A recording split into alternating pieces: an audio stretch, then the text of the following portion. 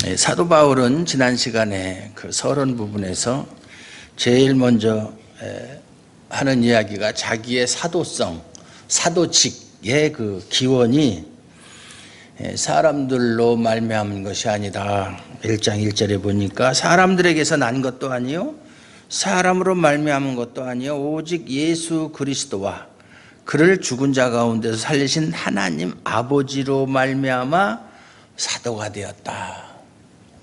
그렇게 주장을 합니다. 사실 바울 사도의 사도됨은 다른 사람이 알 수가 없어요. 원래 예수님의 12사도들은 예수님이 이 땅에 계시는 동안 3년 동안 같이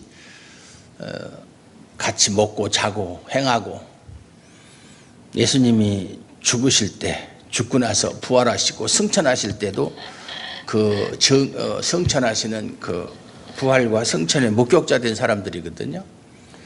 근데 바울 사도는 그 당시에는 뭐 예수님에 대한 소문을 들어서 알기는 알겠지만 예수님을 만나본 적이 없어요. 그러다가 바울 사도가 유대교에 아주 열심히 있는 청년이었어요. 청년인지 뭐 하여튼 뭐 나이가 그렇게 많지 않았으니까 예수님보다는 나이가 좀 젊었겠죠.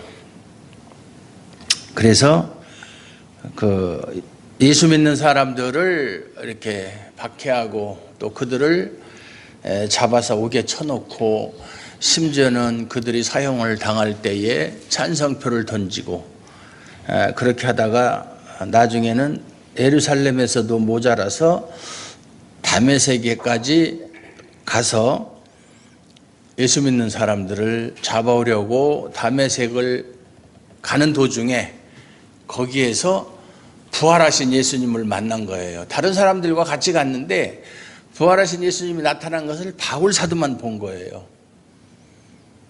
그래서 사울아 사울아 내가 어찌하여 나를 핍박하느냐, 누구십니까? 그러니까 나는 내가 핍박하는 예수다.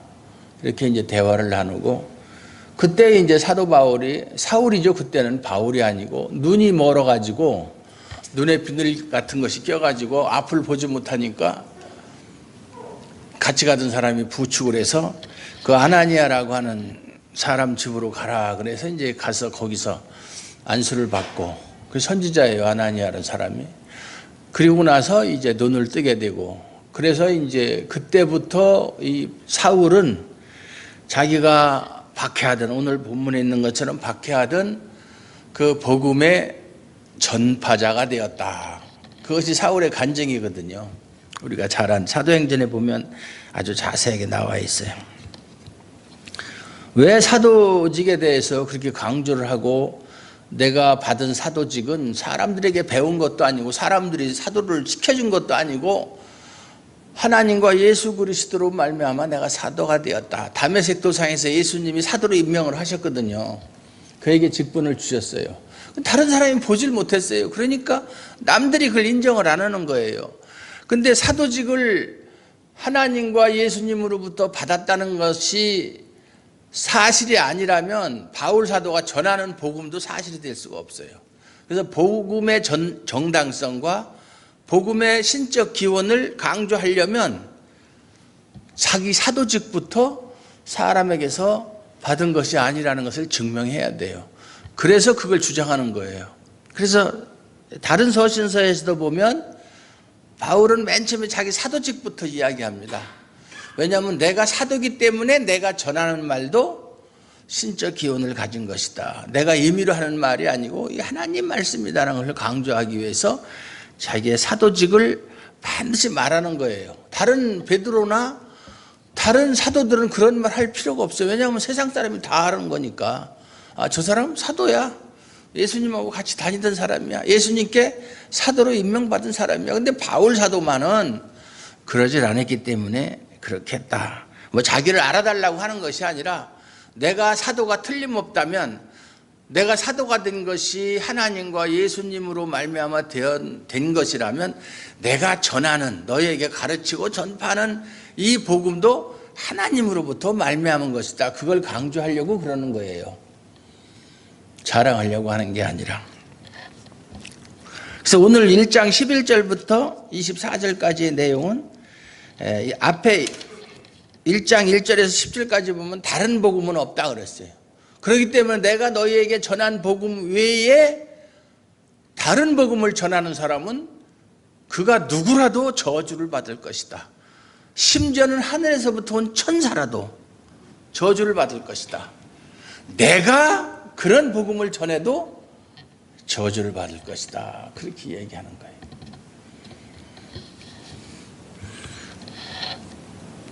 우리는 복음을 들을 때에 우리 한국교회 성도들은 특히나 복음을 전하는 사람이 누구인가에 관심이 많아요.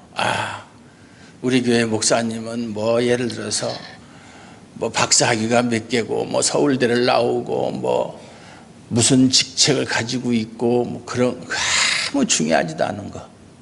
그런 사람도 엉터리 복음을 전할 수가 있다. 그 사람의 학식이나 뭐 학력이나 뭐 그 사람의 직책이나 이런 것이 복음의 정당성을 증명하는 것이 아니라 복음의 정당성이 그 사람을 입증하는 거예요. 거꾸로. 무슨 말인지 알겠어요? 그 사람이 전하는 복음이 정당한 거라면 그 사람이 정당한 사람이고 하나님의 사람이고, 그 사람이 어떠한 직책을 가지고 있고 아무리 학식이 많아도 그 사람이 전하는 복음이 사도들과 선지자들이 전하여 준 복음이 아니면 그 사람은 가짜다 그 말이에요. 그러니까 우리는 사람을 보고 복음을 판단하는 게 아니라 복음을 듣고 그 복음에 의해서 사람을 판단해야 된다 그 말이에요. 무슨 말인지 아시겠죠? 그런 안목을 가져야 돼요. 영적인 안목을. 근데 우리는 사람에 대해서 너무 약해. 그래서 그건 잘못됐다 그러면은 사람들이 흔히 하는 얘기가 뭐 순복음교회에서 조형기 목사님도 그런 말씀하시고 온누리교회 누구도 개뿔 같은 소리 하고 있어요. 뭐 그분 뭐 조형기 목사님이야 지금 연세가 많아서 그렇고 하영정 돌아가셨지만 오라 그래 저하고 신학적으로 성경적으로 토론을 하게. 그런데 교회가 크고 이름 있으면 그 사람 말이 다 옳은 말인 줄 알아. 내가 볼 때는 엉터리인데. 그래서 미국에 어느 목사가 우리나라에 와서 교회의 상황을 보고 이런 말을 했어요. 미국 교회는 200년 만에 망했다. 망하는데 걸리는 시간이 200년 걸렸다. 왜냐하면 그들이 그 영국 여왕의 그 메리 여왕의 박해를 피해서 메이플라워를 타고서 신대륙으로 피난을 갔잖아요. 신앙생활을 자유롭게 하려고. 청교도 신앙을 가진 사람들이 칼빈주의 청교도 신앙을 가진 사람들이죠. 그래서 거기서 신앙생활을 자유롭게 하고 참 그 신학을 꽃 피우고 정말 교회가 부흥되고 그렇게 하는데 200년 동안 그걸 계속 유지하다가 나중에 자유주의 신학이 들어가고. 근데 미국도 말이죠. 우리나라는 장로교가 한 80% 정도 되지만 미국은 침례교가 거의 뭐 차지하다시피 하고 있어요. 그런데 미국을 망하게 한 그 신학이 무슨 신학인 줄 아세요? 오순절 신학이에요. 오순절 신학. 오순절 신학이 뭔지 알죠? 순복음 신학이 미국 교회를 망하게 한 거예요. 미국 교회를.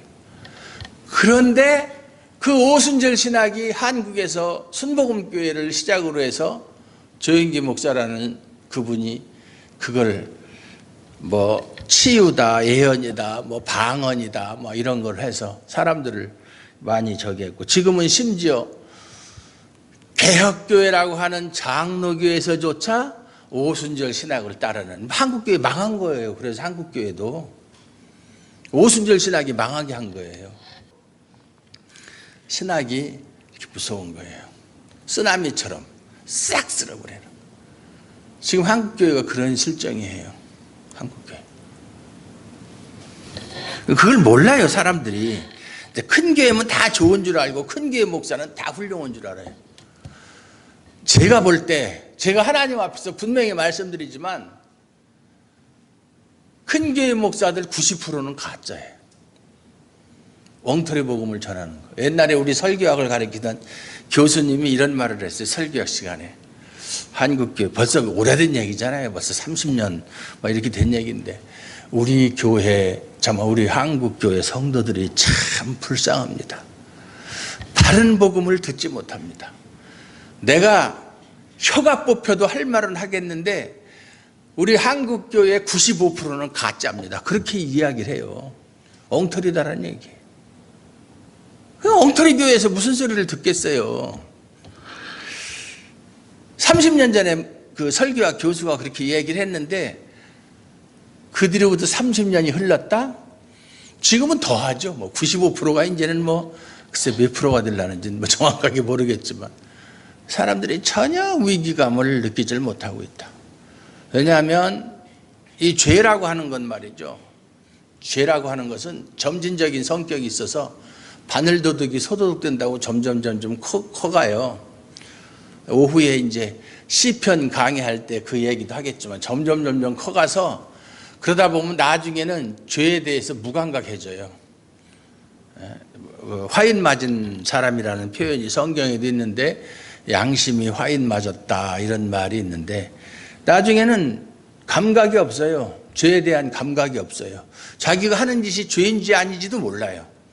그렇게까지 가는 거예요. 처음에는 두렵고 떨리고 그러다가 점점 담대해지고 나중에는 죄에 대한 감각마저 없어진다. 이 사람이라는 게 참 희한한 존재예요. 어떤 사람이 미국 LA를 가는데 비행기를 타고 가겠죠. 근데 앞에 이제 애기를 아는 어떤 아줌마가 탔더래요. 앞좌석에. 근데 애가 칭얼거릴 때마다 애기를 달래기 위해서 노래를 불러주는데 곰 세 마리가 한 집에 있어. 아빠 곰, 엄마 곰, 그 노래를 부르더라는 거예요. 몇 시간 동안 계속 그 노래만 하는데 듣기 싫어도 들리는 걸 어떻게 해요? 들어야지. 그러고 나서 이제 공항에 내렸는데 자기도 모르게 내려서 걸어가면서도 자기가 곰 세 마리가 한 집. 우리 한 선생님도 계속 찬송가 듣다 보면 무의식 중에 이제 따라하게 돼. 그게 사람이에요. 안 들으려고 해도 귀가 열려 있으니까 들어오는 거예요. 그래서 자신도 모르는 사이에 그렇게 하게 돼 있는 거예요. 참 무서운 거예요, 그거에. 중독되는 거지. 홀릭이라고 그러죠.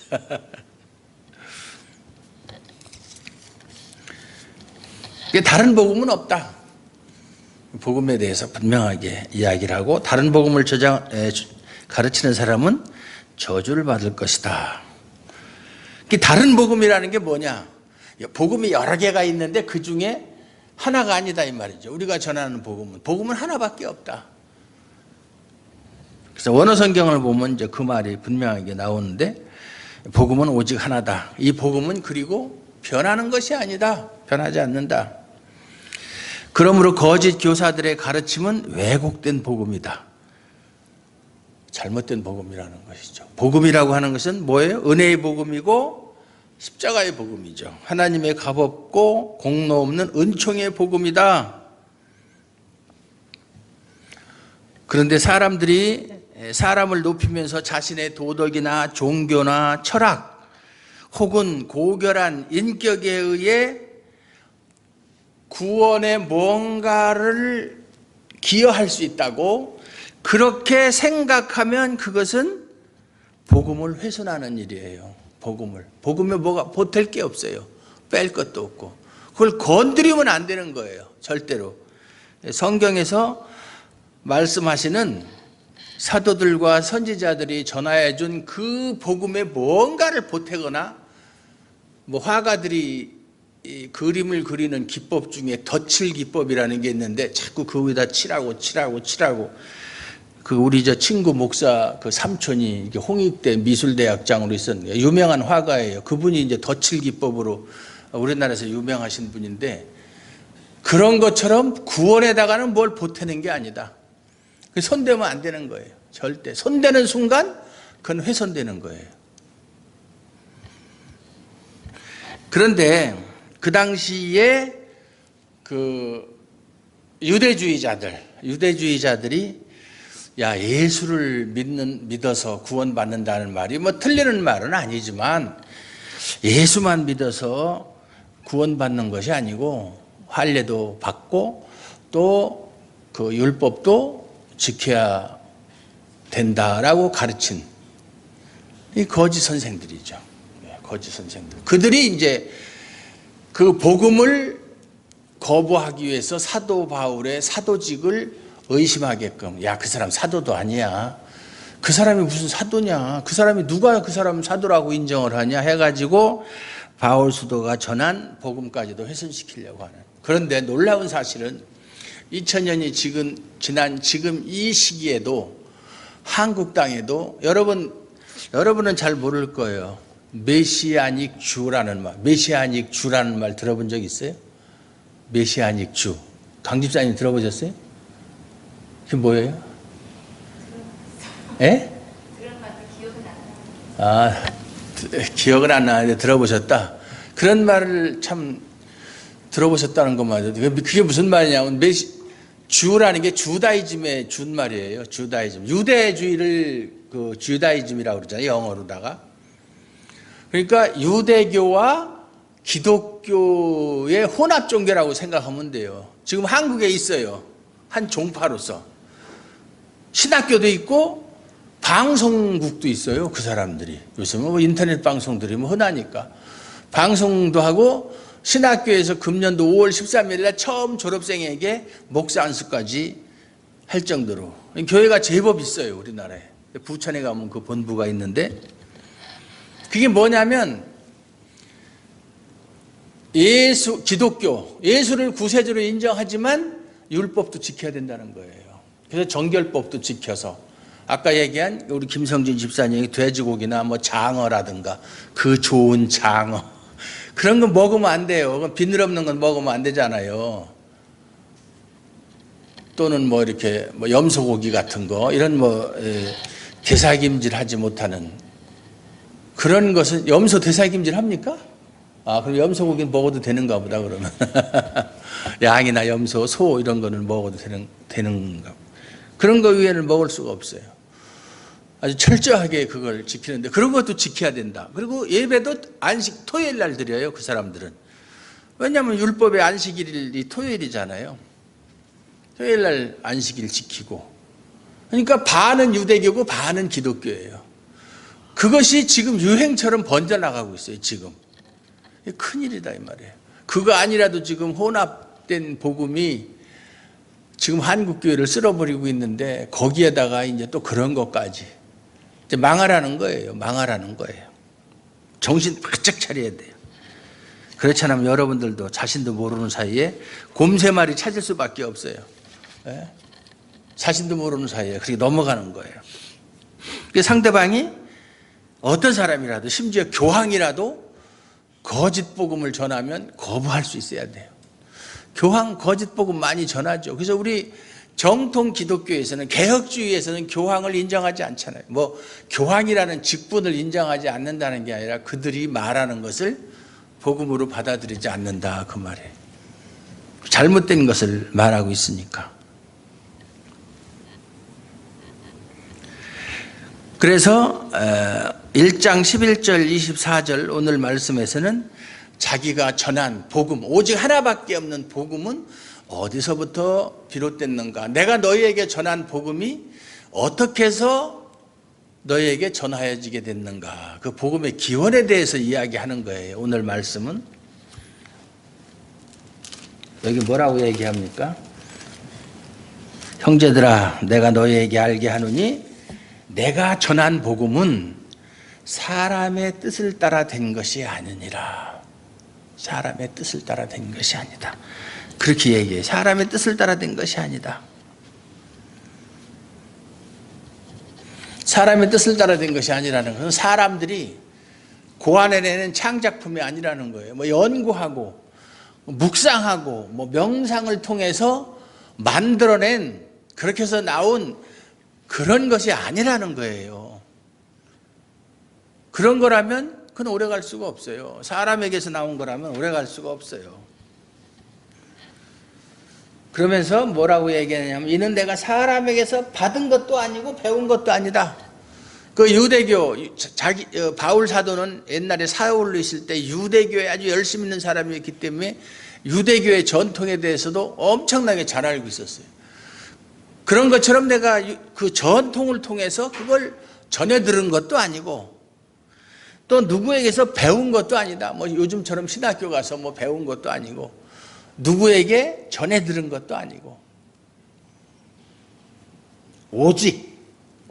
오직이라는 것은 딱 한 가지 그런 뜻이잖아요. 예수 그리스도의 계시로 말미암은 것이라. 내가 너에게 전한 복음 어디서 온 줄 아느냐? 사람한테 배운 거 아니야. 전통도 아니야. 또 내 스스로가 그걸 연구하고 묵상해서 그걸 만들어낸 것도 아니야. 오직 예수 그리스도로, 그리스도의 계시로 말미암은 것이다. 그러니까 하나님과 그리스도의 계시로 말미암아. 계시가 뭐예요? 계시는 덮었던 것을 이렇게 보자기를 들쳐서 안에 있는 것을 보여주는 것이에요. 감추었던 것을 보여주는 것.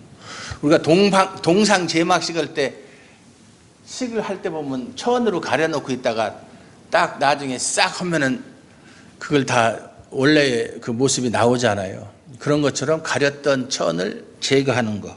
그런 것을 계시라고 그러는 거예요. 아포칼립스, 아포칼립토 뭐 이런 식으로 그리스어로.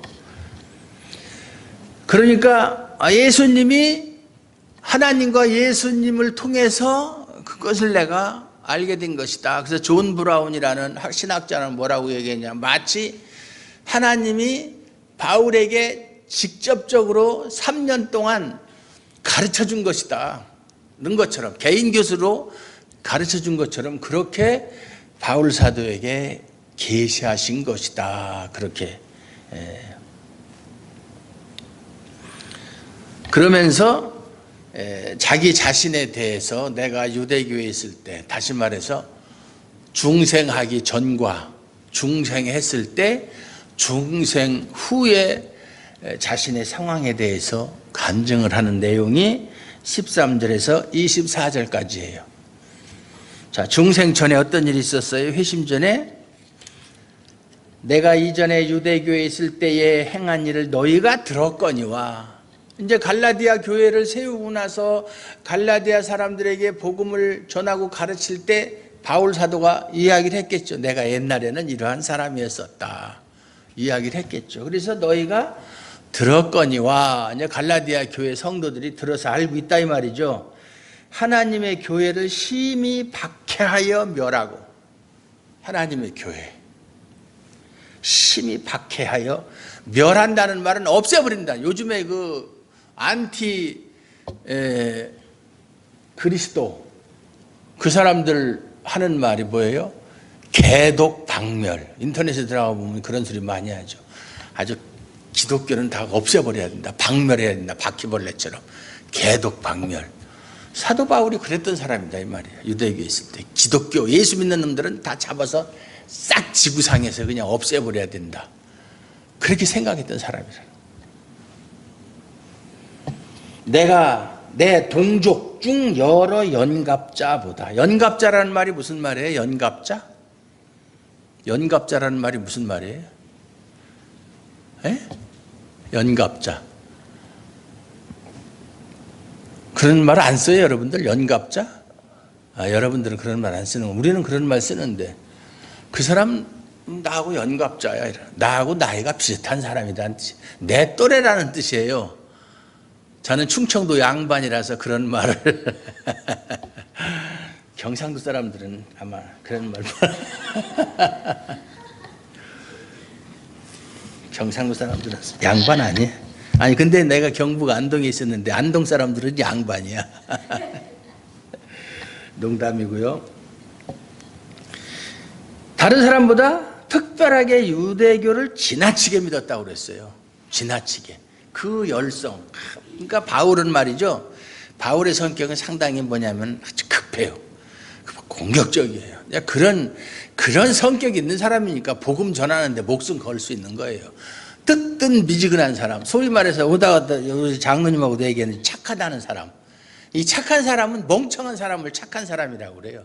착한 사람이라는 게 좋은 말이 아니에요. 뭔가 불의를 보면 참지 못하고 뭐 한번 해보겠다는 식으로 달려드는 사람, 그런 사람이 뭐 터프가이. 지난번에 제가 그런 걸 누구라고 했으니까 대답 못했는데 터프가이. 그런 사람, 그런 사람이 매력 있는 사람이잖아요. 끝장내고 끝장을 보고야만 하는 사람. 지나치게 열심히 했었다. 그래서 내 조상의 전통에 대하여 더욱 열심히 있었다. 헛된 열심이죠, 사실. 그래서 어리석은 자의 열심보다 더 무서운 게 없다, 이런 말도 있어요. 어리석은 자가 어떤 일에 대해서 열심을 내는 거, 그건 결과가 뻔한데 그것처럼 무서운 게 없다. 왜냐하면 그걸 돌이킬 수도 없어요. 한번 마음 먹으면 돌이킬 수도 없어요.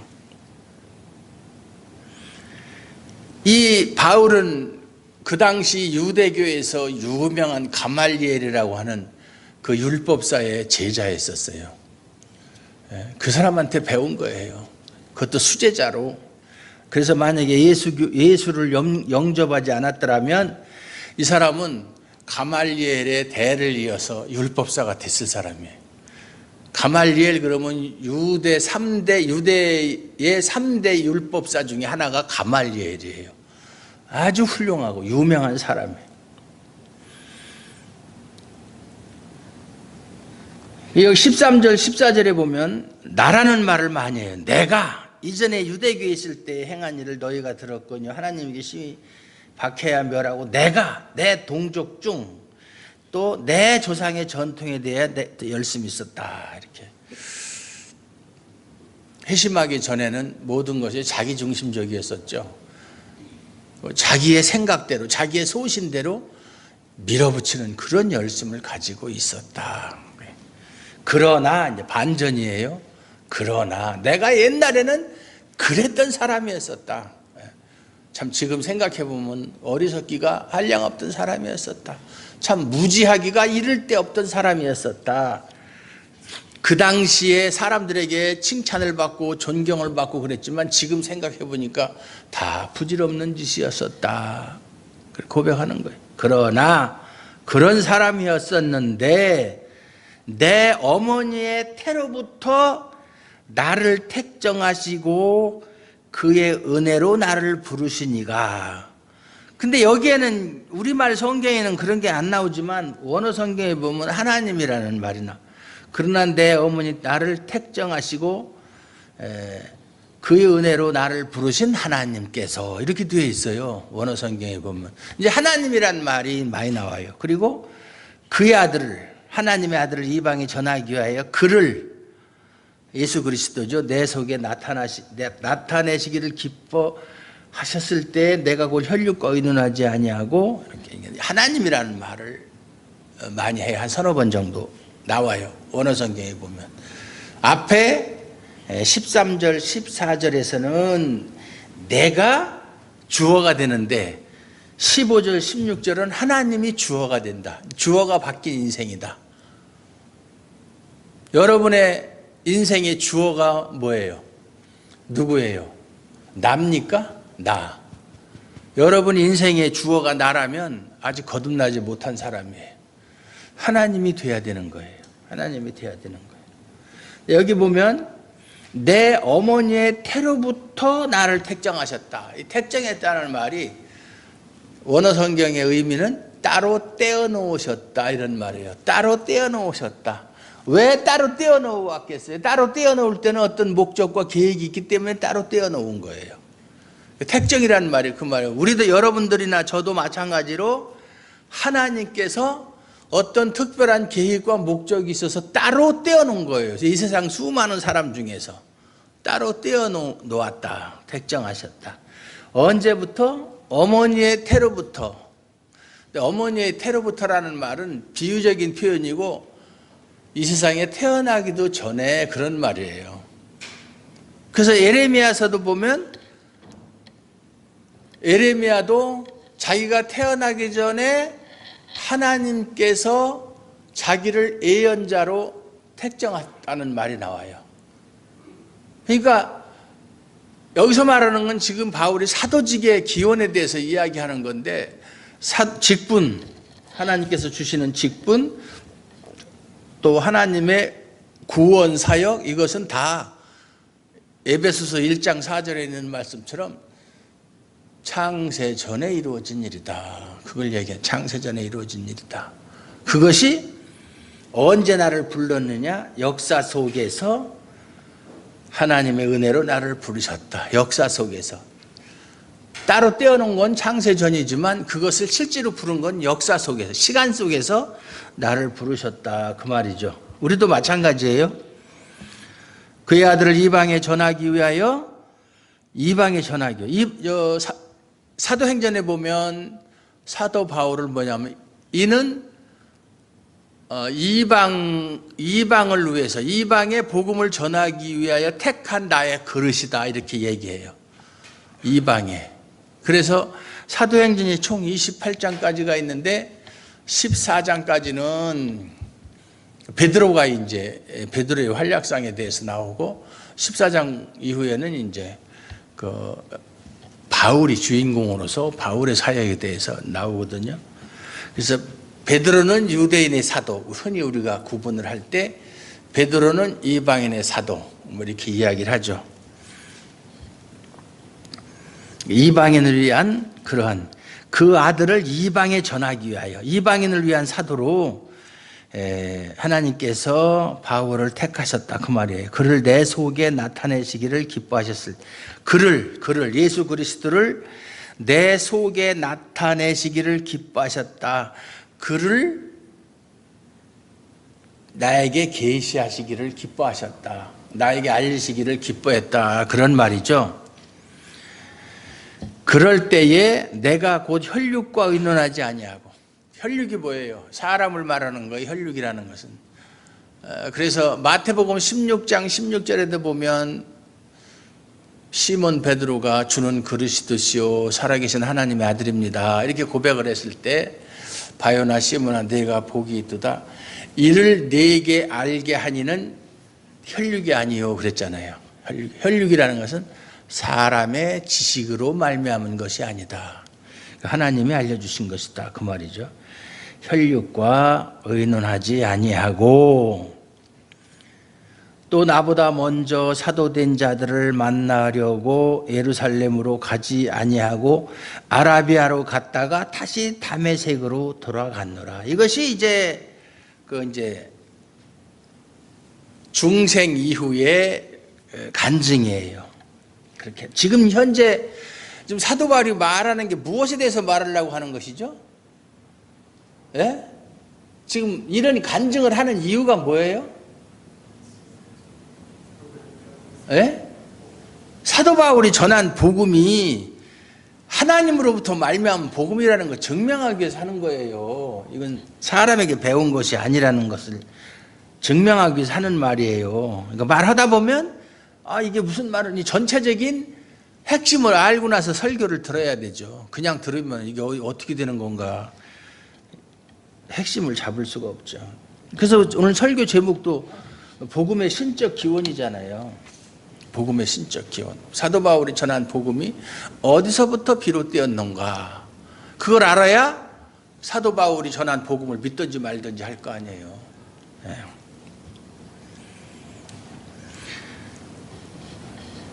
예수 그리스도를 다메섹에서 만나서 다메섹에서 예수 그리스도로부터 사도, 이방인을 위한 사도로 그렇게 임명을 받은 그 이후에 그의 16절에 보면 그의 아들 이방에 전하기 위하여 그를 내 속에 나타나시기를 기뻐하셨을 때에 내가 그 혈육과 사람들과 의논하지 아니하고, 뭘 의논하지 않았다는 거예요?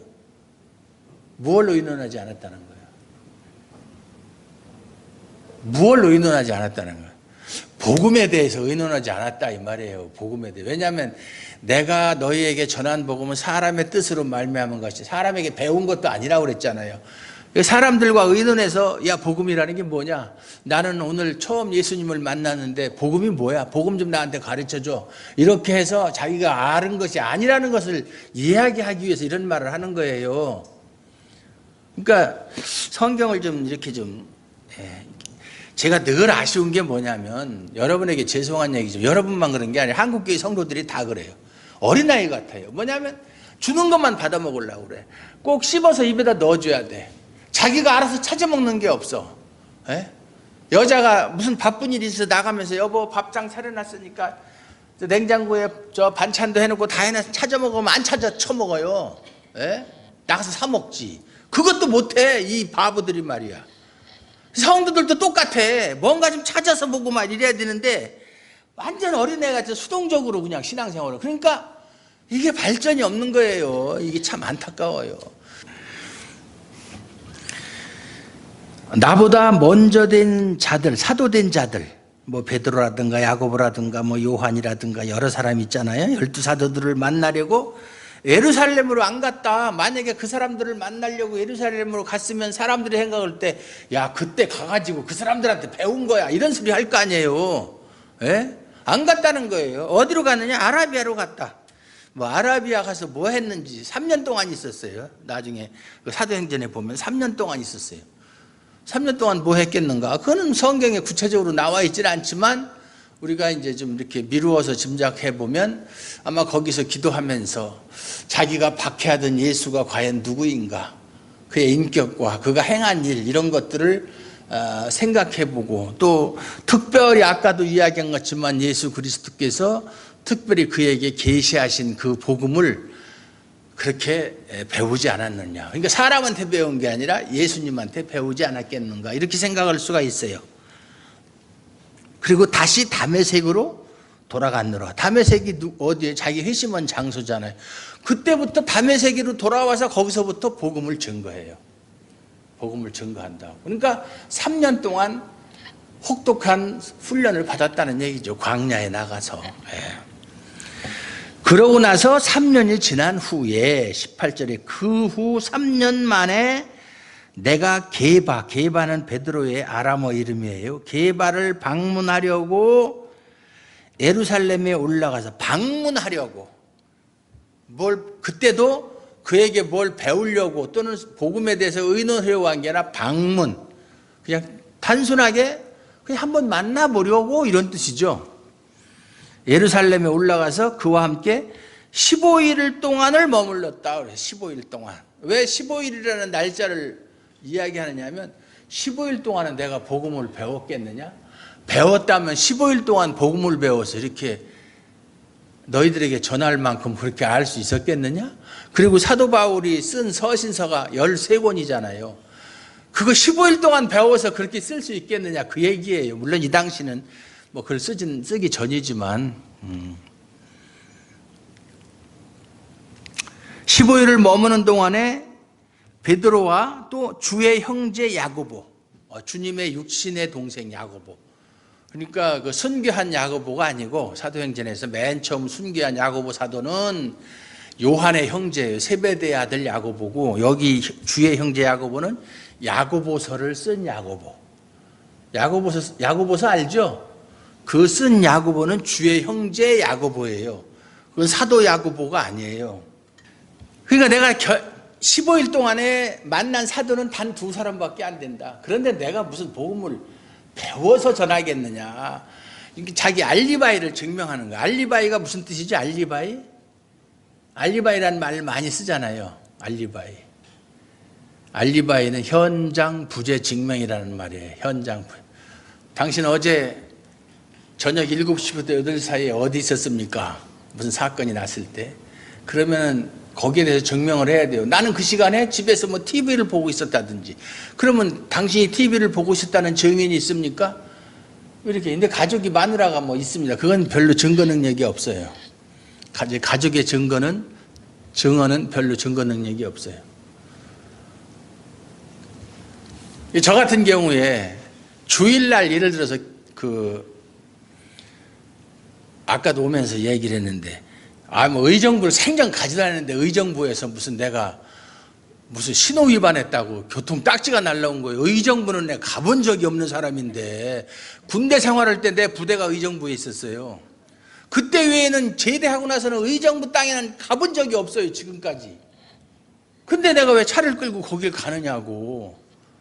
근데 그것도 몇 년 지난 다음에, 그 당시 날라온 것도 아니고 차를 팔려고 그러니까 그게 딱 나오는 거야. 그럼 확인해봐야 너무 시간이 오래 걸리죠. 그래서 그런가 보다 했는데 엊그저께 인터넷을 통해서 보니까 엉터리로 딱지가 날라오는 게 많다는 거예요. 가지도 않았는데. 그래서 오늘 같은 날, 주일날 예를 들어서 부산에서 내가 딱지 끊었다 그러면 그건 증명할 수가 있죠. 나는 목사이기 때문에 그때는 내가 교회에서 설교를 하고 있었다. 그러면 증명이 되잖아요.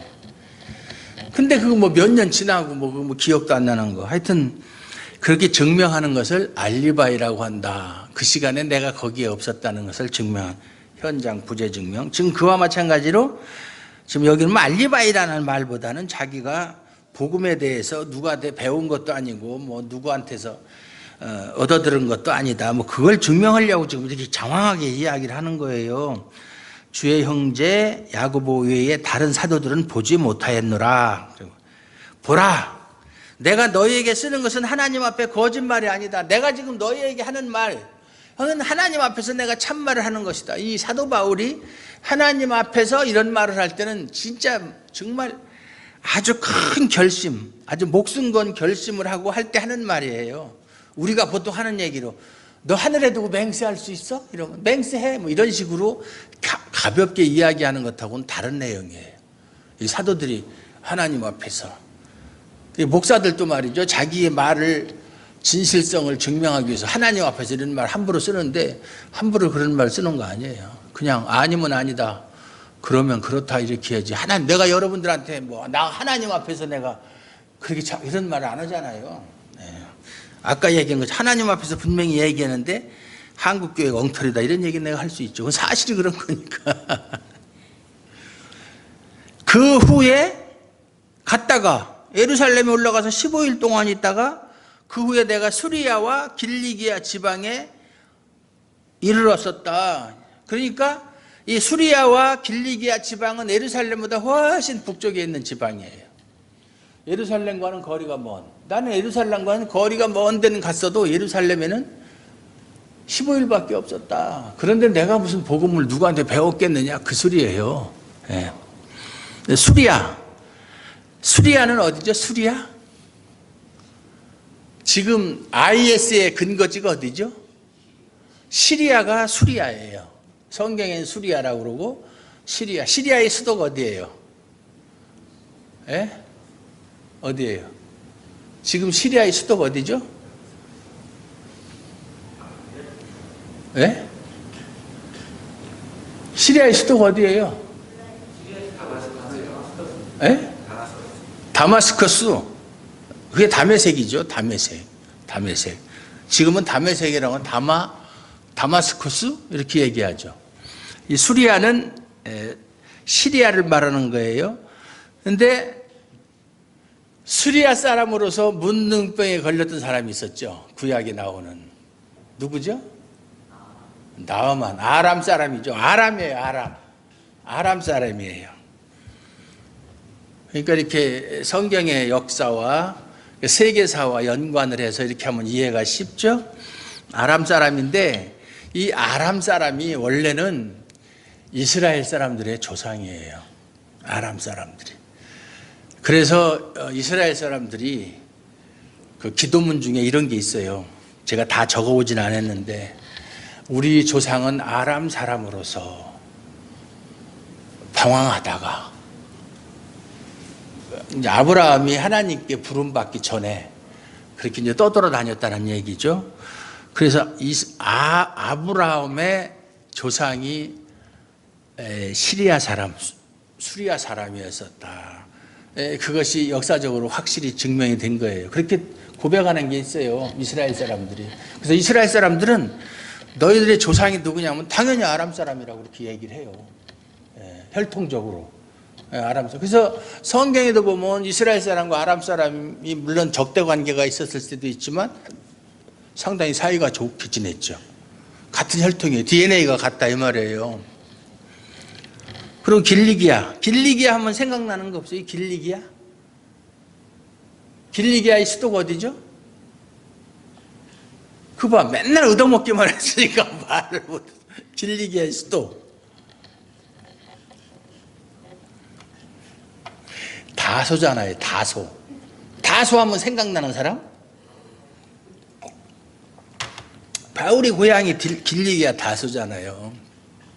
성경을 평소에 친하지 않아서 그래요. 거기에 갔는데 그리스도 안에 있는 유대의 교회들이 유대인들로 형성된 교회라는 뜻이죠. 또는 유대 땅에 있는 교회, 그런 땅. 나를 얼굴로는 알지 못하고, 내 얼굴은 모르고, 얼굴은 그 당시에 뭐 얼굴을 안다는 게 직접 만나보기 전에는 알 길이 없었죠. 알지 못하고 다만 우리를 박해하던 자가, 소문은 들었죠. 그 사울이라는 사람이 있는데 그 사람이 아주 그냥 기독교인들이라면 이를 갈고 집집마다 찾아가서 사람을 잡아다가 그냥 옥에 가두고 심지어는 사형시키는데 박수치고 찬성표 던지고 남녀노소 가리지 않고, 거기서 그것도 모자라서 예루살렘에서만 그러는 게 아니라 거기서 다메섹까지 가가지고, 다메섹까지, 예루살렘에서 다메섹까지가 몇 킬로나 되는지 아세요? 240km예요. 240km. 240km면 서울서 대전까지가 몇 킬로예요? 서울서 대전까지 알 리가 없죠. 195km 정도 돼요. 예? 대구까지는 몇 킬로죠? 295km예요. 그러면 240km면 대전 대구 중간쯤 되겠네요. 그죠? 그 당시 차도 없는데, 예? 뭐 예를 들어서 뭐 노새 같은 거 나기 타고 가면 한 5, 6일 정도 걸리고, 걸어서 가면 얼마나 많이 걸리겠어요. 서울서 대전까지만 걸어도. 옛날에 제가 부산에 살 때 충청도에서 부산까지 걸어온 사람이 있었어요. 돈이 없어가지고 2달 걸렸대요. 물론 오면서 자고 또 뭐 이렇게 얻어먹고 또 뭐 또 이렇게 남의 집 일을 도와주고 이렇게 하고 그렇게 해서 그렇다고 그러더라고요. 네 식구가. 자기가 있는 예루살렘에서만 그렇다면 그래도 이해할 수 있는데 240km 떨어진 다메섹까지 가서 그렇게 할 정도면 이 사람이 얼마나 유대교에 대해서 열심히 있었는가 짐작할 수가 있죠. 아주 끈기, 아주 고집이 있는 사람이에요. 한번 뭔가 칼을 빼면 반드시 정말 휘두르고 뭐라도 자르는 사람. 근데 이런 끈기가 우리한테는 왜 없느냐 이 말이죠. 우리한테는. 이상하게 말이죠. 여호와의 증인들 보면 얼마나 열심히 합니까? 이단 교회에 속한 사람들 정말 열심히 하거든요. 근데 그 사람들 전도해가지고 우리 교회로 데려오면 그때부터는 열심히 안 해요. 왜? 왜 그런 줄 아세요? 다들 보니까 열심히 안 하거든요. 남들 보니까. 안 해도 되네. 아, 여기서는 그렇게 안 해도 되는가 보다. 어떤 사람이 새로 오면요, 기존에 그 교회에 있던 성도들이 하는 거 보고 따라가는 거예요. 따라가는 거예요. 여러분들이 창립 멤버로서 정말 책임이 큰 거예요. 새로 오는 사람 여러분 보고 배운다고요. 좋은 거 배우는 게 아니라, 이 사람은 죄성이 있어가지고 나쁜 것부터 배워요. 애들이 배우면 욕부터 배우듯이. 예? 태어난 지 얼마 안 돼도 그냥 A, C부터 시작해가지고 욕부터 배운다니까요. 그게 인간이에요. 다만 우리를 박해하던 자가 전에 멸하려던 그 믿음을, 그 복음을 지금 전한다함을 듣고, 소문 들어서 알고 있는 거예요. 옛날에 사울이라는 그 그것도 못된 놈, 예수 믿는 사람만 보면 못 잡아먹어서 안달이 났던 그 놈이 지금은 사람이 변해가지고 복음을 전하고 다닌대. 이게 정말 청천벽력 같은 그런 소리죠.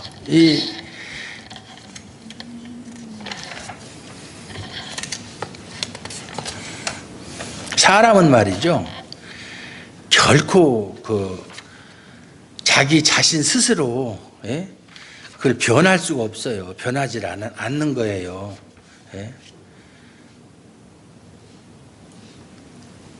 자기가 노력해서도 안 되는 것이고 누구를 통해서도 안 되는 거예요. 그게 변하지 않는 거예요. 사람이 그렇게 변하지 않는 존재예요.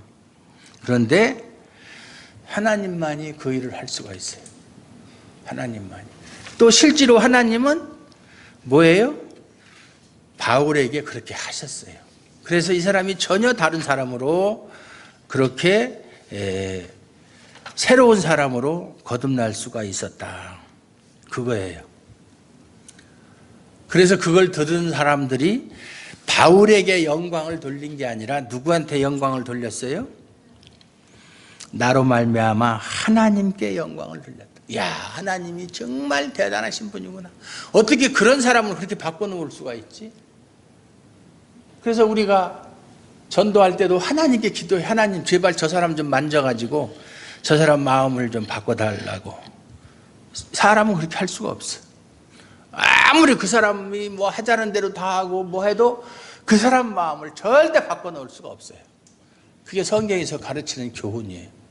하나님이 손대야 돼요. 하나님이 손대면 또 안 바뀌고는 못 견뎌요. 그러면 죽는 일만 있는 거예요. 하나님이 이렇게 무서우신 분이시고 그렇게 능력이 많으신 분인 거예요. 하나님이 한번 하신다면 어떠한 악한 사람도 하나님의 기쁘신 그 선하신 뜻에는 대항할 수가 없어요. 거기에는 무릎 꿇는 수밖에 없는 거예요. 그러니까 결론이 뭐예요? 이 오늘 본문의 요약이 뭐냐면 내가 회심하기 전에는 이렇게 못된 놈이었었다. 너희가 다 알고 있는 거지. 내가 얘기했기 때문에. 그런 사람이 다메섹에서 부활하신 예수님 만나고 나서 나 사람 변했다. 변하고 나서 내가 예루살렘에 올라가 가지고 단 15일밖에는 없었다. 저 아라비아로 갔었다. 가서 3년 동안 있다 와가지고 예루살렘에 올라가서 단 15일밖에 있은 적이 없고 사도들도 단 2명밖에 만난 적이 없다. 그러니까 내가 전한 복음이 이게 사람에게서 배운 것이나 사람에게서 나온 것이나 내가 연구해서 한 것이 아니다. 이것은 오직 예수님의 계시로 말미암아서 내가 깨달은 진리고 이것이 너희에게 전한 복음이다. 지금 그 얘기예요. 이게 오늘 본문의 핵심이에요. 그리고 나서 이제 2장에 가면 14년 후에 두 번째 예루살렘에 올라가는 거예요.